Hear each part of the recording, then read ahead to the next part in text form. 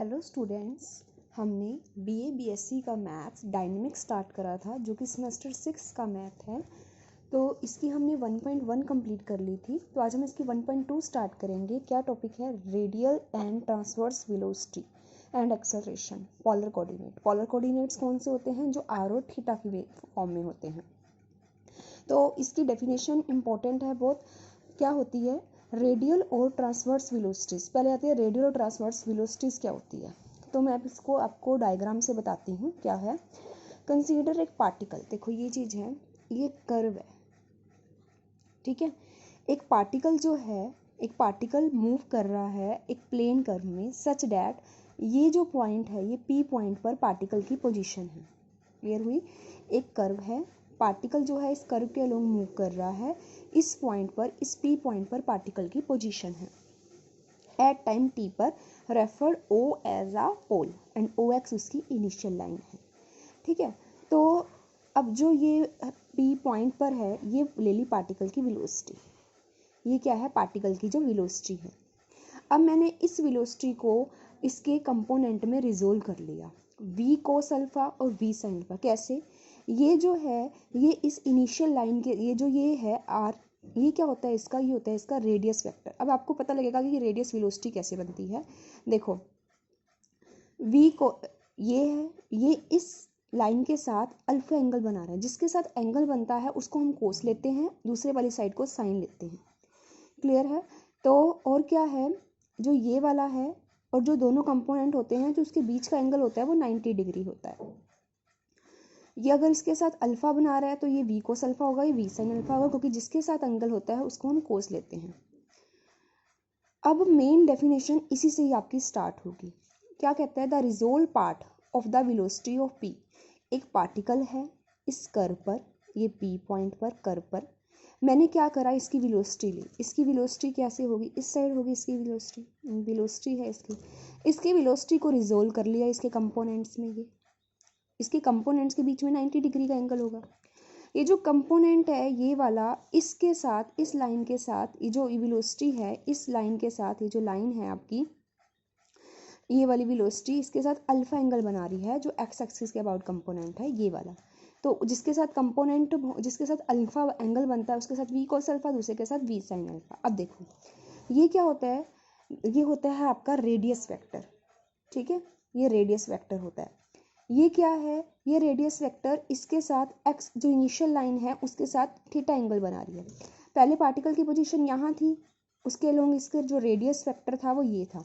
फिर पार्टिकल ने अपनी पोजीशन चेंज करके क्या ऊपर आया, टाइम भी चेंज होगा, पोजीशन भी चेंज होगी, रेडियस वेक्टर भी चेंज होगा। कितना चेंज हुआ? r plus del are.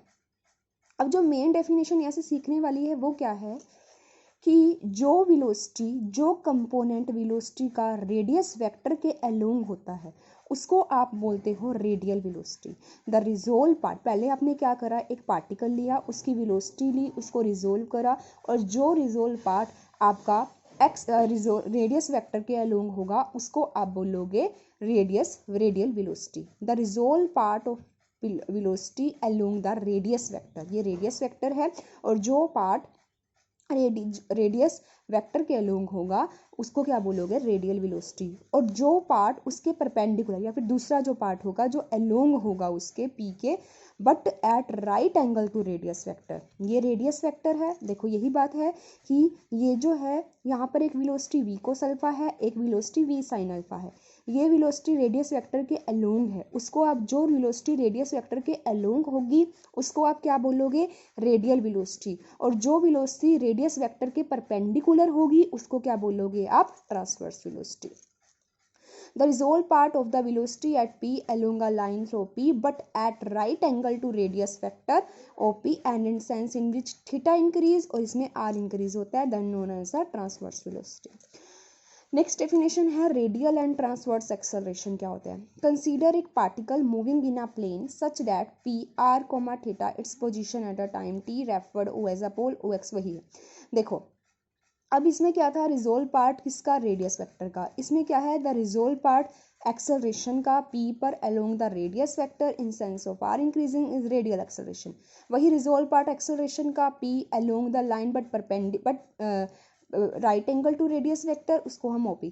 तो क्योंकि आपको पता है जो एक्सेलरेशन है वो वेलोसिटी के डेरिवेटिव से आती है, rate of change of velocity में आती है, तो आपको ये मेन डेफिनेशन याद रखनी है।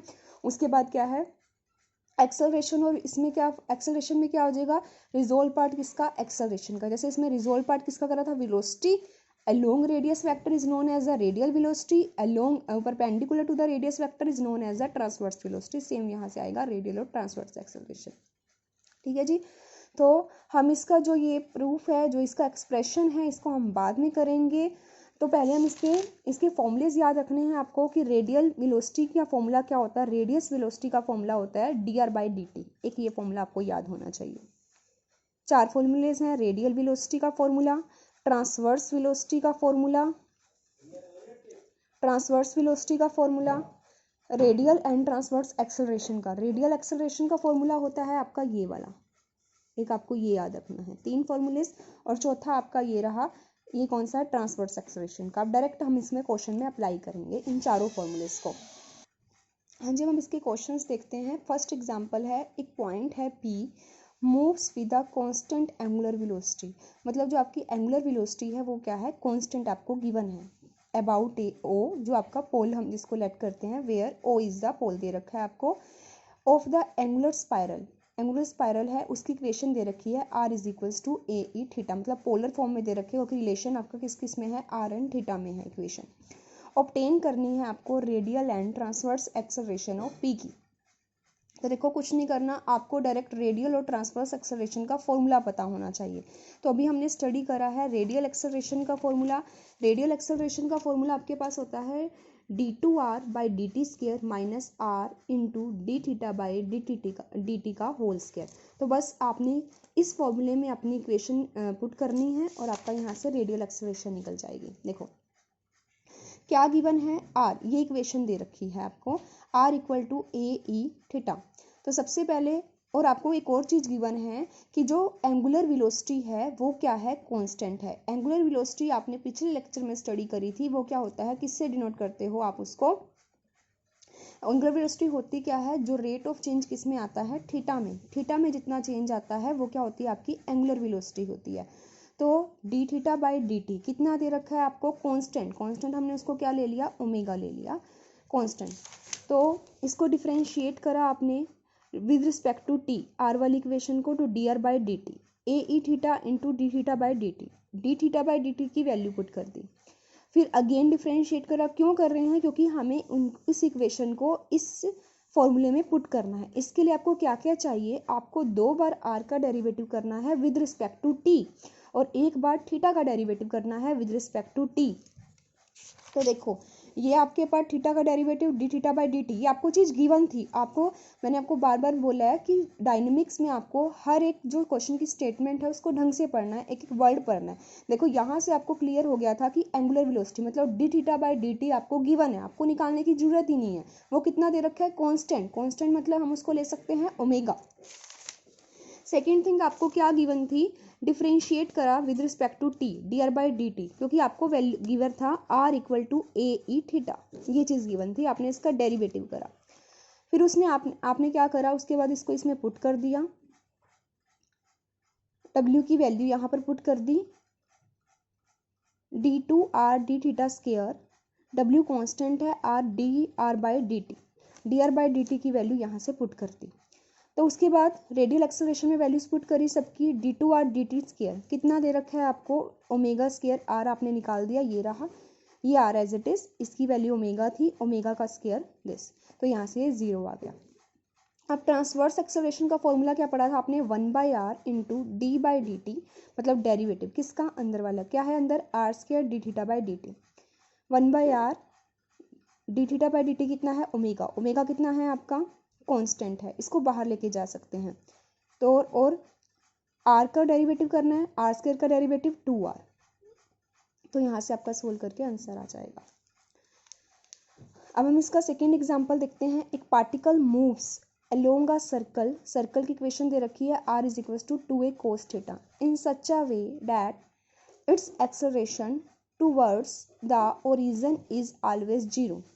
शो करना है ट्रांसवर्स एक्सेलरेशन जो है वो क्या है, फिफ्थ पावर है, transverse acceleration varies at the fifth power of cosecant theta. इसने क्या बोला है कि एक पार्टिकल है वो किसके अलोंग मूव कर रहा है, सर्कल के अलोंग मूव कर रहा है। सर्कल की इक्वेशन दे रखी है, क्या है, r equal to 2a cos theta, जो कि पोलर फॉर्म में आपको गिवन है। इस तरह से मूव कर रहा है कि जो एक्सेलरेशन है टूवर्ड्स द ओरिजिन क्या रहती है, ज़ीरो रहती है।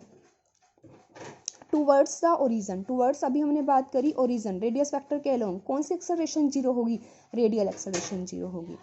रेडियल एक्सेलरेशन जीरो होगी, शो करना है transverse acceleration varies at the fifth power of the cosecant theta.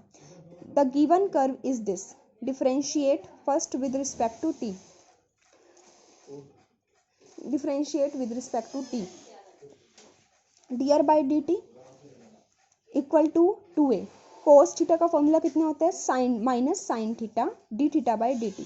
फिर इसका डबल डेरिवेटिव करोगे 2a, अभी देखो दो फंक्शन होगी, दो फंक्शन का डेरिवेटिव करना है आपने, sine theta as it is, d theta by d t का क्या हो जाएगा, d two theta d theta square plus d theta by d t as it is, sine theta का डेरिवेटिव कोस थीटा। यहाँ तक हो गया। जब और आपको गिवन था कि जो आपकी एक्सेलरेशन है टूवर्ड्स द ओरिजिन, ओरिजिन से टूवर्ड्स मतलब कौन सी, उसके लॉन्ग रेडियस वेक्टर के लॉन्ग कौन सी acceleration zero, radial acceleration zero. तो ये चीज़ आपको गिवन थी। आपने इसमें क्या करा, 2a d two r d theta की वैल्यू पुट करी, ये सारा ये रहा, माइनस आर की वैल्यू पुट करी, कितना है 2a cos theta into d theta by d t का स्क्वायर आपको गिवन है। उसके बाद इन्होंने क्या करा, यूजिंग फर्स्ट इसको ओपन कर लिया। जैसे ही आप ओपन करोगे, देखो मैं इसको आप लोग को ओपन करके दिखाती हूँ, ये आपके पास है माइनस 2a, देखो 2a दोनों साइड है, 2a कट जाएगा तो कितना बचेगा, माइनस भी हट जाएगा, तो ये वाला चीज़ बचेगी दिस वाली, और प्लस में दिस वाली कोस वाली, तो ये प्लस करोगे तो ट्वाइस हो जाएगी। ध्यान से देखो 2a माइनस 2a दोनों साइड कॉमन आकर वो हट जाएगा।